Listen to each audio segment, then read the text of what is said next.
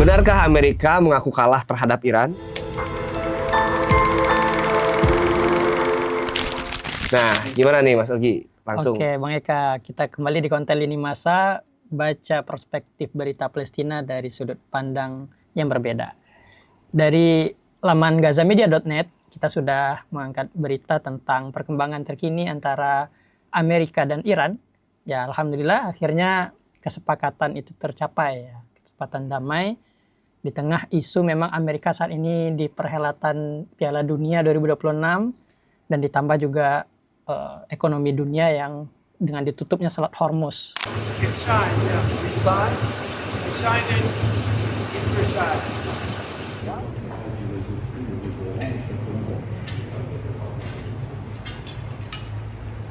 Di gazamedia.net justru ada pandangan yang lain nih, Bang Eka. Bukan antara Amerika dan Iran, justru pihak ketiga yang selama ini mengacau. Siapa itu kalau tidak lain dan tidak bukan ya Israel. Media Ibrani mengatakan, langsung media Israel, Amerika tolak permintaan Israel akses memorandum Iran. Dan ini dilansir dari Middle East Monitor, channel 12 Israel, melaporkan bahwa Israel telah mengajukan permintaan resmi kepada Amerika Serikat untuk memeriksa memorandum kesepahaman yang sedang dibentuk antara Washington dan Iran. Namun permintaan tersebut ditolak oleh pihak Amerika Serikat. Kesepakatan Iran dan Amerika yang direncanakan untuk mengakhiri permusuhan dan diperkirakan akan ditandatangani pada hari Jumat telah memicu kritik luas di Israel, termasuk kritik terhadap Perdana Menteri Israel, Benjamin Netanyahu. Para mengkritik menuduh Netanyahu telah memperdalam ketergantungan Israel terhadap Amerika Serikat, gagal mempengaruhi proses pengambilan keputusan, dan menyebabkan kemunduran strategis bagi Israel. Kemudian harian Israel Yediot Ahronot menyatakan koordinasi dengan Washington memang penting, tetapi ketergantungan yang telah berkembang itu berbahaya dan tidak bertanggung jawab.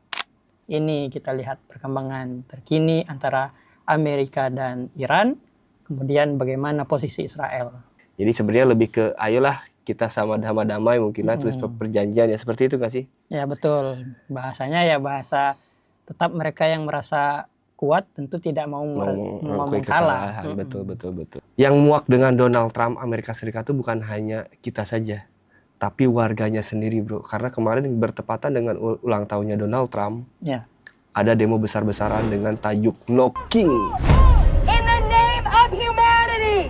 In the name of humanity. Everything to get shut down. Actually do. And to get hurt, but he's doing what? Lumayan mind blowing juga ya, ketika saya dihina dengan banyak orang seperti itu kan, maksudnya kok masih pede-pede aja ya menjadi presiden kan. Jangan berkecil hati sahabat Yana, bukan kita aja kok yang gak senang dengan AS, Donald Trump dan negara blok-blok barat itu ya, ternyata warganya sendiri pun ya tidak suka dengan Donald Trump. Bahkan lumayan cukup besar, kemarin saya lihat videonya itu dari drone itu terlihat aksi massa. Ya tahu sendiri, kita jadi sudah tidak bisa ngomongin agama kan. Betul. Berarti emang ya udah orang ini Muak. sudah annoying itu Masyarakatnya juga. sendiri juga muak. Nah, yang uniknya juga Parlemen Uni Eropa, Bang Eka. Ini ada videonya nih. Celebra el cumpleaños de Donald Trump. Entonces, vamos a cantarle. Happy birthday to Trump. Happy birthday to Trump. Happy birthday, Mr. Genocide. Itu bahkan udah di ranah-ranah politik, mereka di depan panggung Udah politik. sudah Itu. sesarkasnya udah depan muka banget ya. Ya, Kita berbicara ke geopolitiknya ya. Sedikit cerita aja, cuman saya nggak akan tampilin juga lah. Jadi kemarin ada yang menyinggung atau bukan menghampiri saya lah. Kok kamu pro Iran? Apakah kamu Syiah gitu kan? Duh, saya yang nggak ngerti apa-apa kan, jadi juga apa yang harus saya katakan ya. Nah sebenarnya kan kalau bagi saya pribadi nih yang nggak ini ya, intinya siapa yang memerangi Israel yaitu kawan saya. Kita lupakan, tapi nggak tahu perspektif saya benar apa enggak ya. ya. Karena saya berpikiran ini just kemanusiaan aja, tidak ada ras, tidak ada ras suku, tidak ada agama. Bagi saya ya ketika Israel ada yang musuh Israel ya udah itu kawan saya aja, terlepas dia agamanya Syiah atau ABCD ya. Ya. Cuman kan jadinya stigmanya ke saya, kamu Syiah ya karena kamu dukung Iran ya. Nah, itu gimana nih menurut Mas Ogi? Ya, memang kondisi geopolitik sekarang sangat dinamis, Bang Eka. Memang kalau kita terlalu menyempitkan urusannya masalah agama, sedangkan saudara-saudara kita saat ini yang di Gaza Palestina masih terus dibantai ya sangat tidak relevan ya. Makanya isu-isu seperti itu sebenarnya pada akhirnya akan tenggelam dengan sendirinya. Posisi kita juga saat ini memihak karena ya Iran selama ini juga diblokade kan, di embargo ekonomi mereka. Tapi dengan mereka di embargo ekonomi seperti itu tetap bisa melawan. Nah ini juga kita harus belajar juga dengan Iran. Gitu. Betul. Nah itu sih kalau kita lihat perkembangan dinamis geopolitik sekarang. Sahabat INH juga maksudnya perspektifnya juga jangan terlalu sempit ya. Betul. Jangan berbicaranya karena lagi-lagi politik propaganda itu ya paling gampang diadu domba ya tentang ras dan agama ya Mas Ogi ya. Dengan menjudging ketika kamu suka A langsung kamu juga ini ya. Kan kayak gitu kan. Itu sistem pukul rata lah ya. Itu salah satu cara mereka juga kelompok AI ini ya, Amerika dan Israel ketika mereka sudah dalam posisi tertekan dan kalah ya salah satu cara untuk membalikkan kekuatan mereka yang memecah politik itu. Narasinya dilempar adu domba. Biasa ke sana tuh. Perlu hati-hati juga. Oke Mas Ogi. Nah tadi sebelum kita podcast, kita sudah berbincang dengan Mas Ogi. Ternyata ada fakta unik ketika ada kesepakatan ini ya Mas Ogi. Betul. Trump mengatakan tanpa saya Israel itu tidak akan ada. Waduh. Jadi sudah tahu kan Israel buatan siapa ya. Tapi lagi-lagi ya Mas Ogi kan ini namanya politik panggung sandiwara ya. Betul. Itu apakah hanya pemantik atau apa kan? Ya seperti yang disampaikan penulis di dalam kolom Al Jazeera, katanya meskipun ungkapan Trump seperti itu tetap di bawah tangan kan Amerika terus mensupport Israel dari segi senjata dan ekonomi. Tapi kalau dilihat lebih dalam lagi, narasi ini sebenarnya sudah hubungan di ambang jurang nih antara Amerika dan Israel Bang Eka.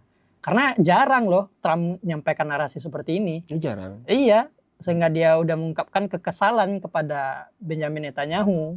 Ungkapan ini muncul karena di tengah kesepakatan antara Amerika dan Iran, Israel malah mencari-cari celah untuk membatalkan kesepakatan ini dengan menyerang Gaza, menyerang Lebanon. Sehingga disebutlah oleh Trump, saya tahu kamu terlalu menggebu-gebu menyerang Lebanon. Karena di sana ada kelompok pergerakan perlawanan juga.